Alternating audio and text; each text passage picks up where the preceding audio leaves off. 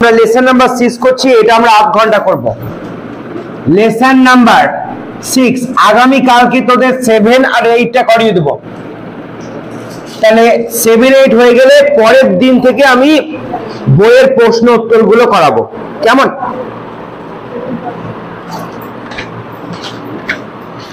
তোমরা চলে এসো পেজ নাম্বার 62 অ্যাক্টিভিটি 6A। চলে আসো পেজ নাম্বার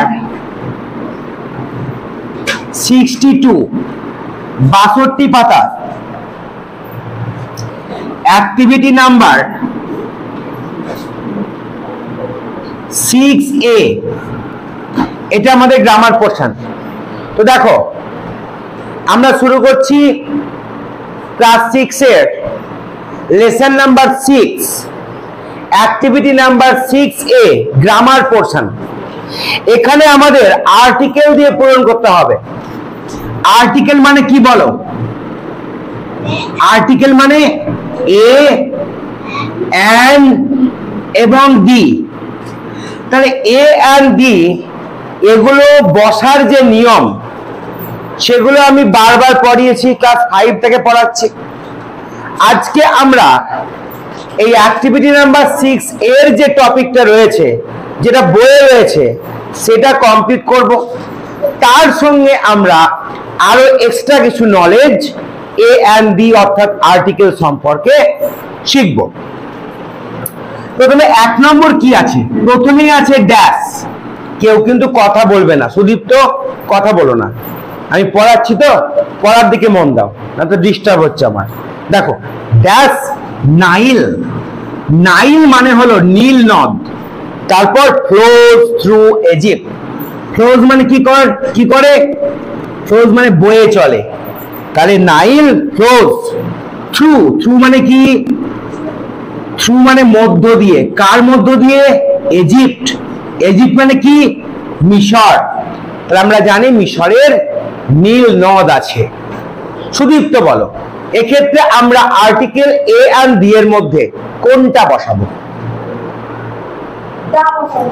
ভেরি গুড, খুব সুন্দর, এখানে দা বসবে। এবার বলো দেখি কেন এখানে দা বসবে?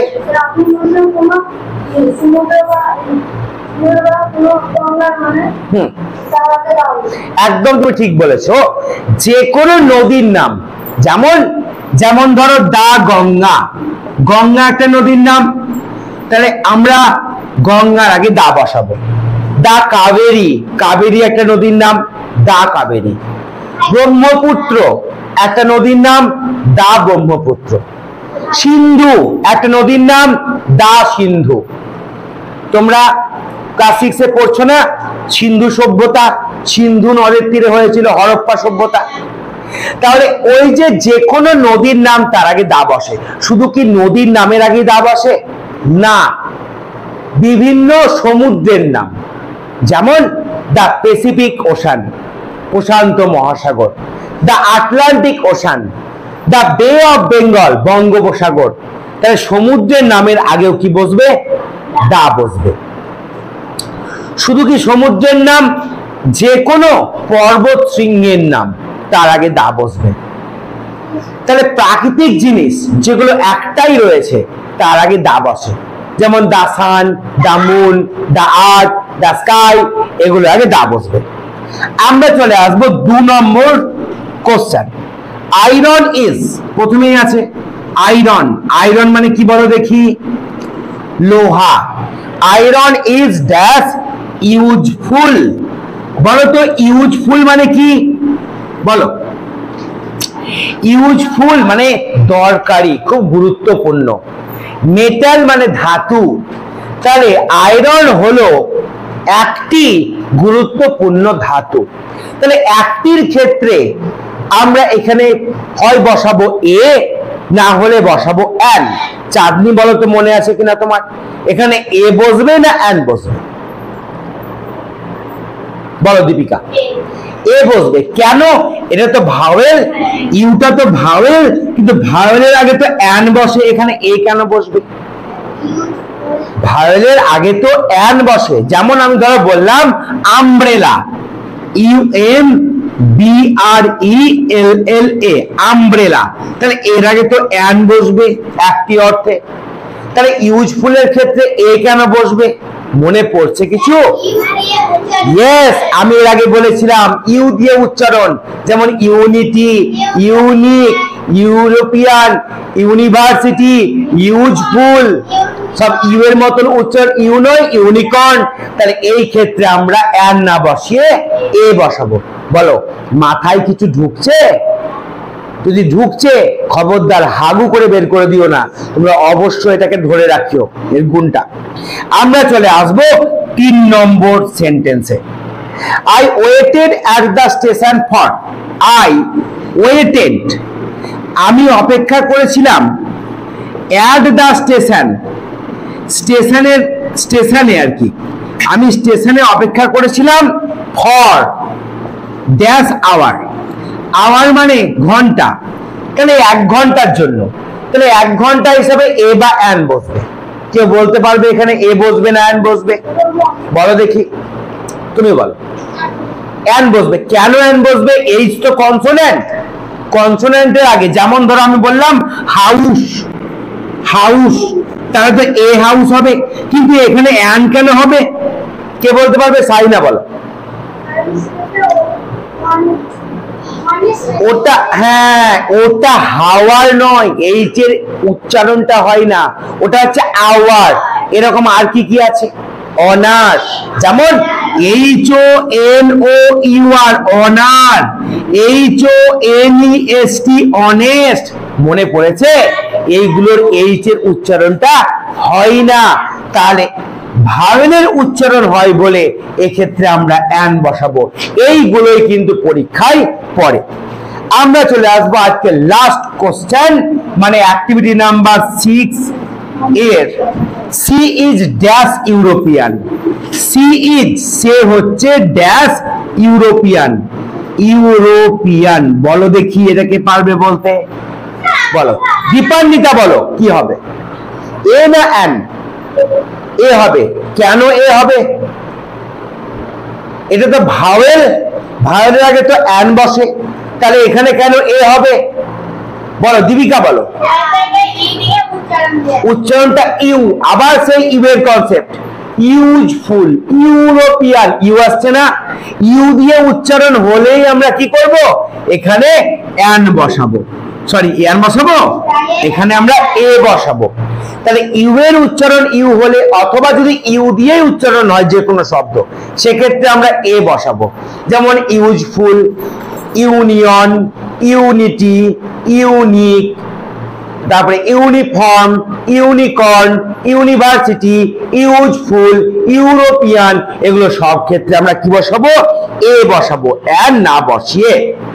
আমরা চলে আসবো অ্যাক্টিভিটি নাম্বার 6B।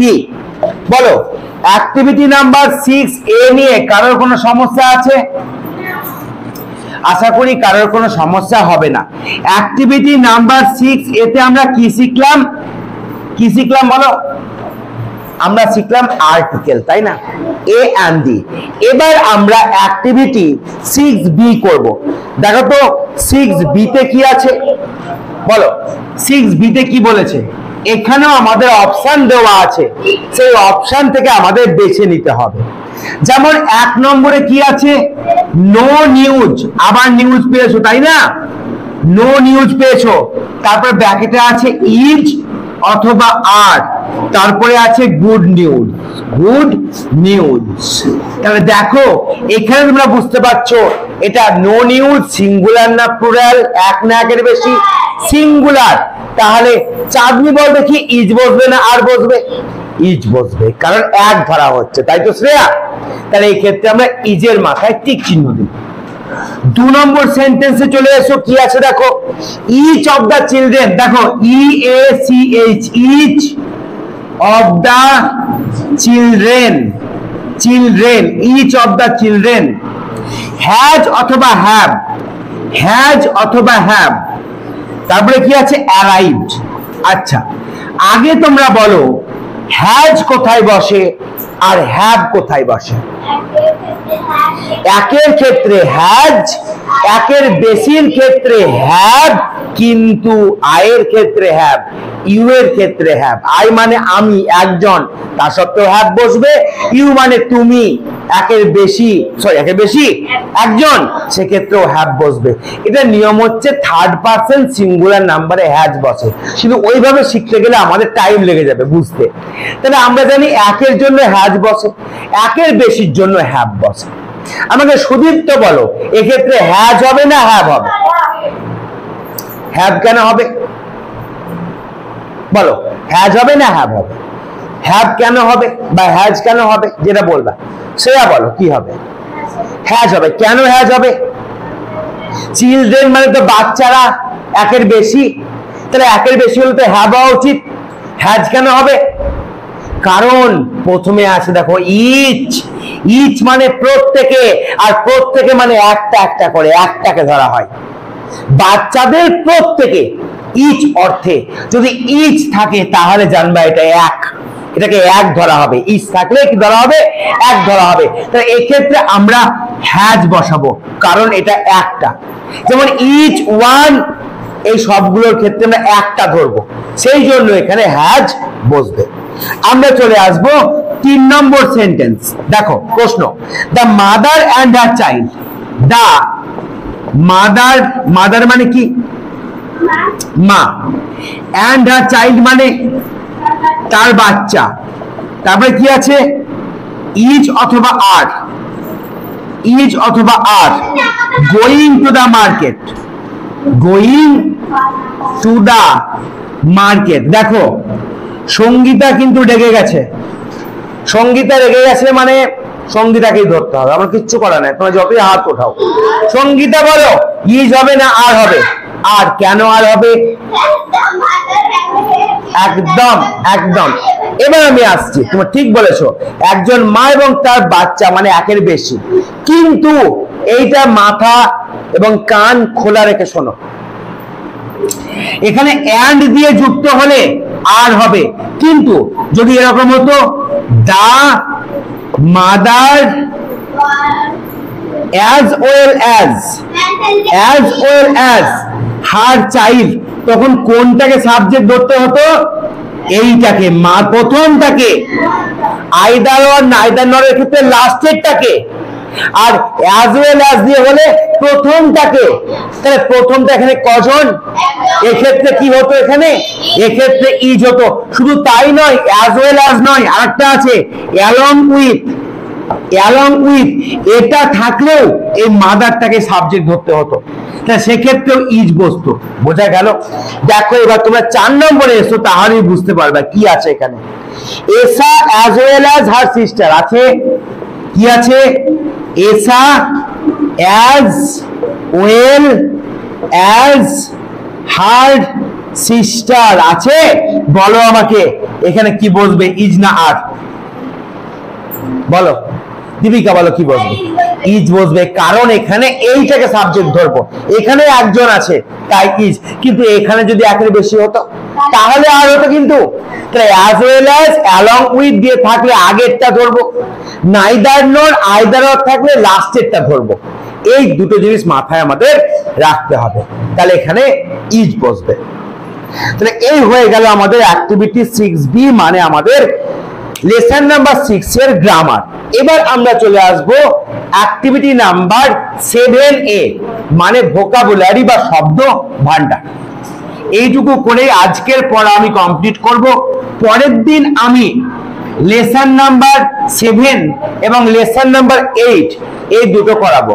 কথা কিন্তু বলো না, কথা বলো না কেউ। দেখো lesson number 7A, lesson number 7A তে কি বলেছে দেখো, এখানে বলেছে অ্যাড প্রিফিক্স অর সাফিক্স। বলো প্রিফিক্স মানে কে? প্রিফিক্স মানে কোথায় যোগ, প্রিফিক্স মানে আগে যোগ, আর সাফিক্স মানে পরে যোগ। তাহলে প্রিফিক্স মানে আগে যোগ, সাফিক্স মানে পরে যোগ।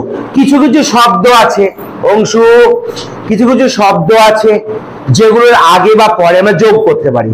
যেমন 1 নম্বর আছে লার্ন। এই লার্নকে আমরা কি করতে পারি? লার্নের আগে যোগ করতে পারি, আগে যোগ করে বলতে পারি কি হলো সঙ্গীতা? তাকাও ধারে, হয়েছে? কি হলো? হয়েছে? ডিস্টার্ব করবে না। দেখো এই লার্নে যদি আগে যোগ করি তাহলে হবে আনলার্ন, পরে যোগ করলে হবে লার্ন। ইডি যোগ করা যেতে পারে, ইডি, লার্ন, এটা আমরা করতে পারি। স্টেডিলি, স্টেডিলি এর পরেও যোগ করতে পারি, আগেও যোগ করতে পারি। এটা আমরা আগে যোগ করব। স্টেডি স্থির, আর আনস্টেডি মানে অস্থির, তাহলে এর আগে আমি আন যোগ করতে পারি, আন স্টেডিলি। তাহলে এই যে এইটা যোগ হলো আন, এখানে আন, এটা প্রিফিক্স না সাফিক্স বল দেখি? এটা হচ্ছে বল প্রিফিক্স, আগে যোগ। পরেরটা দেখ, রেস্ট, রেস্ট মানে বিশ্রাম, রেস্টের সঙ্গে আমরা কি করব? রেস্টলেস, এলইএসএস যোগ করলাম। দেখ লেস, রেস্টলেস মানে অস্থির, রেস্ট থেকে রেস্টলেস, তাহলে এই যে লেস, এলইএসএস, লেস পরে যোগ হলো, তাহলে এটা প্রিফিক্স না সাফিক্স? এটা হচ্ছে সাফিক্স। ক্রাউড বল, ক্রাউড থেকে কি করতে পারিস? ক্রাউডি করতে পারিস, ক্রাউড লেস করতে পারিস, ক্রাউডিও হবে, ক্রাউড লেসও হবে। ক্রাউডি মানে মেঘাচ্ছন্ন, তাহলে দুটো হবে এখানে। ক্লাউডি করতে পারিস মানে মেঘাচ্ছন্ন, ওয়াই যোগ করতে পারিস, অথবা ক্রাউডলেস মানে মেঘ মুক্ত, লেস মানে মুক্ত, তাহলে ক্রাউডলেসও করতে পারিস। হ্যাপি আছে বলো, হ্যাপির ক্ষেত্রে আমরা কি করতে পারি? আনহ্যাপি, আনহ্যাপি হলে প্রিফিক্স যোগ হলো, সাফিক্স যোগ করে আমরা কি করতে পারি বল? সাফিক্স যোগ করলে কি করতে পারি?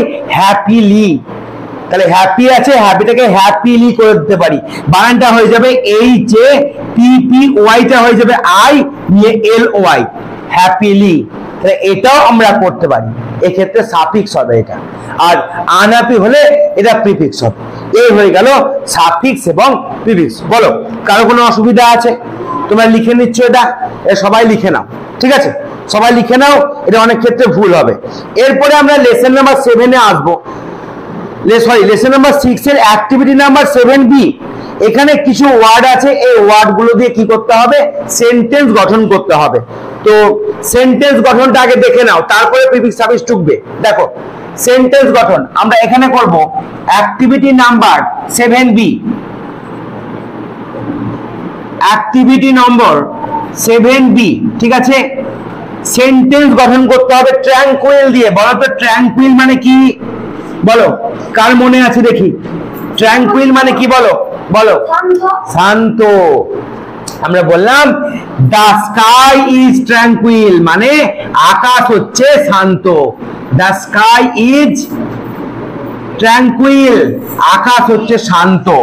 2 নম্বর কি আছে? ফ্রাইটেন। বল দেখি ফ্রাইটেন মানে কি? কে বলতে পারবে? কে? সুদীপ্ত? বাহ, ভেরি গুড। বল। একদম ভয় পেয়ে যাওয়া, ভীত হয়ে যাওয়া। তারপর আই অ্যাম ফ্রাইটেন্ড, আমি ভয় পেয়ে গেছি ভূতের গল্প শুনে, তাই তো? তাহলে আই অ্যাম ফ্রাইটেন্ড, আমি ভয় পেয়ে গেছি, এটা করতে পারিস।